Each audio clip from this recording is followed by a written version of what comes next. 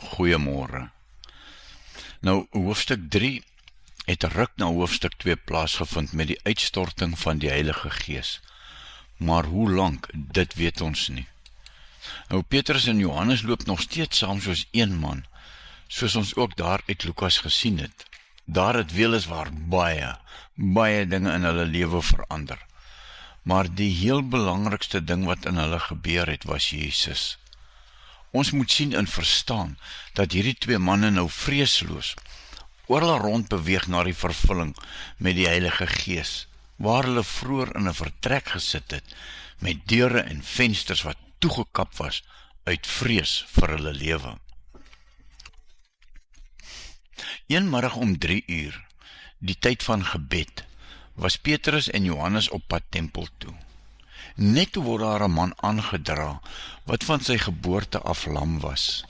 Sy mense het hom elke dag by die tempelpoort, wat Mooi Poort genoem is, neergesit, sodat hy by die tempelgangers kon bedel.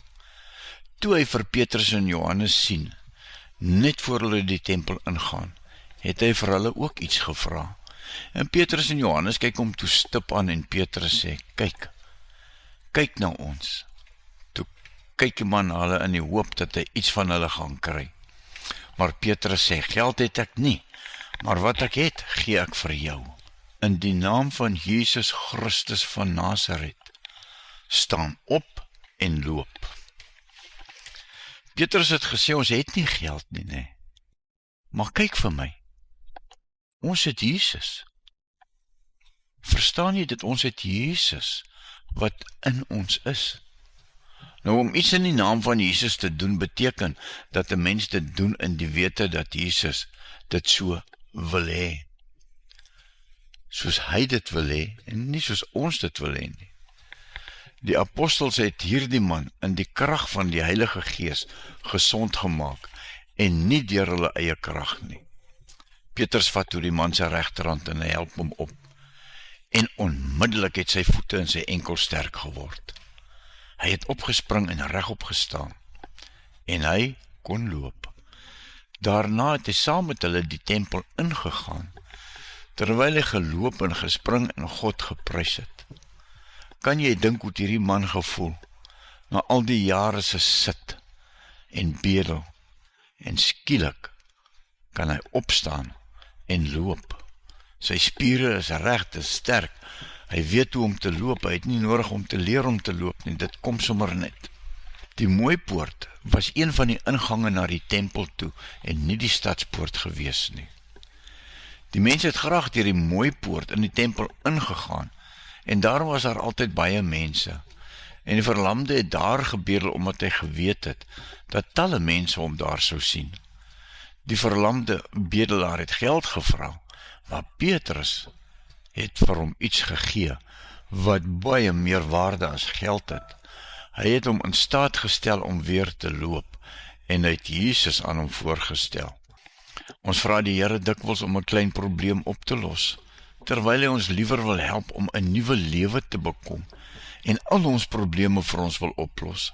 Daarom antwoord hy ons dikwels, deur ons iets beters te gee, as wat ons gevra het.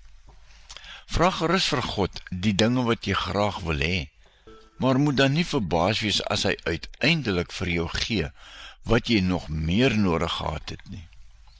Die apostels het hierdie man in die krag van die Heilige Gees gesond gemaak, en nie deur hulle eie krag nie.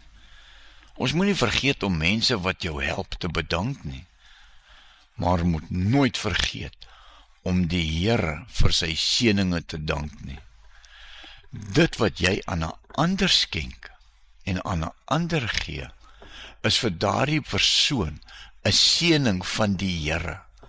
Wil jy nie graag die persoon wees waardeur die Heilige Gees werk, sodat jy 'n seën vir ander is, en daardie persoon die Here kan dankie sê nie?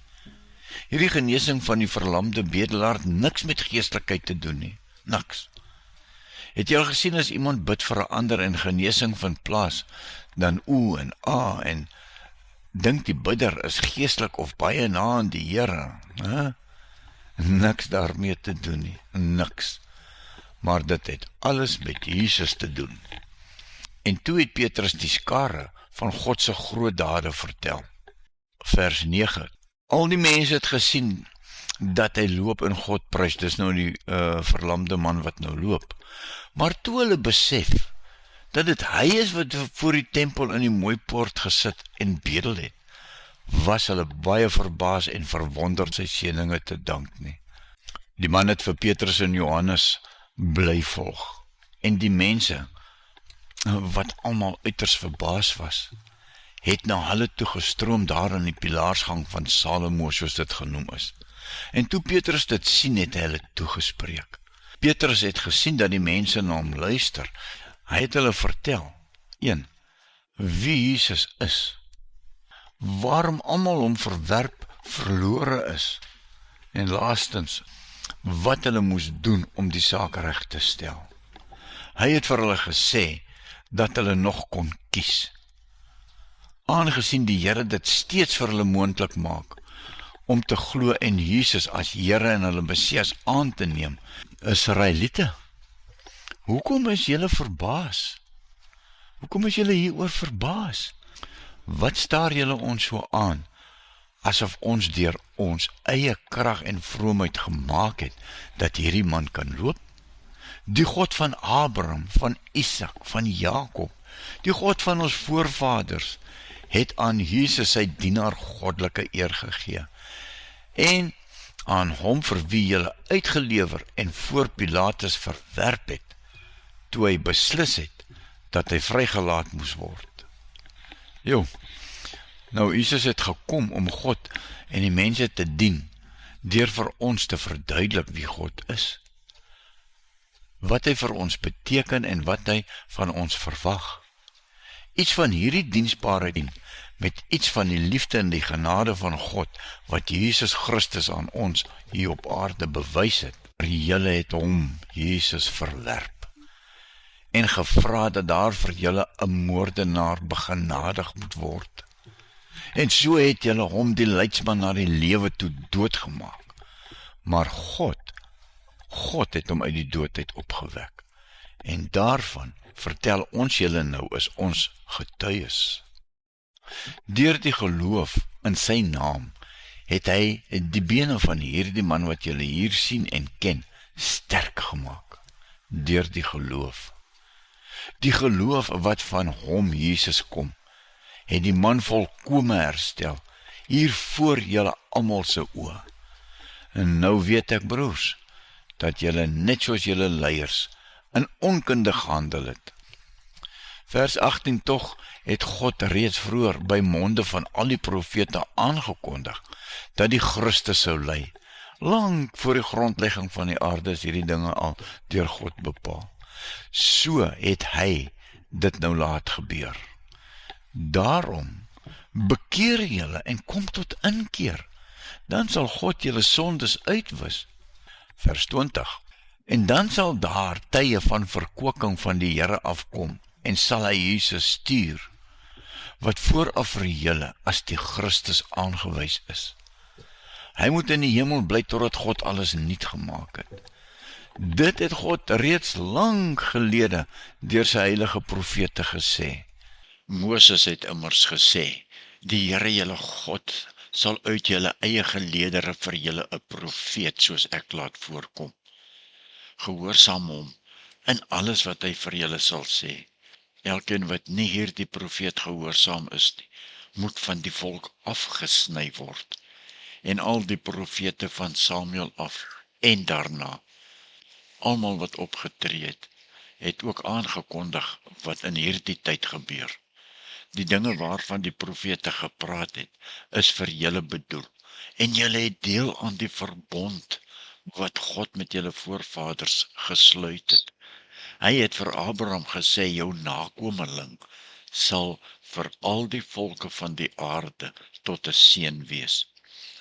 Daarom het God sy dienaar na die wêreld toe laat kom, en hom heel eerste na julle toegestuur, om vir julle tot 'n seën te wees, deur elkeen van julle van sy verkeerde paaie af terug te bring.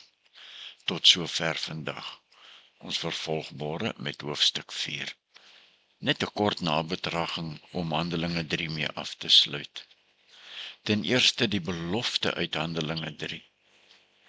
Dieselfde Jesus wat daardie man sy enkel sterk gemaak het. Hy leef vandag.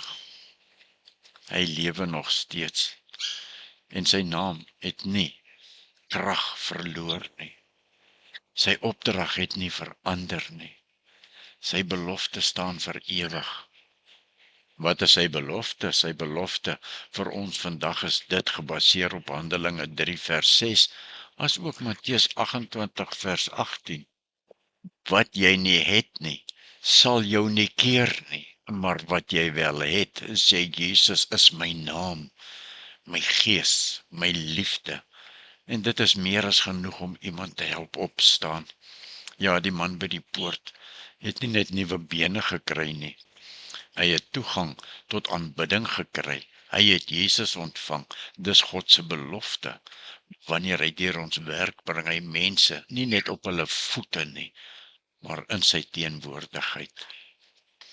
Seën, vrede en genade vir julle, geliefde kinders van God, onse Vader. Amen.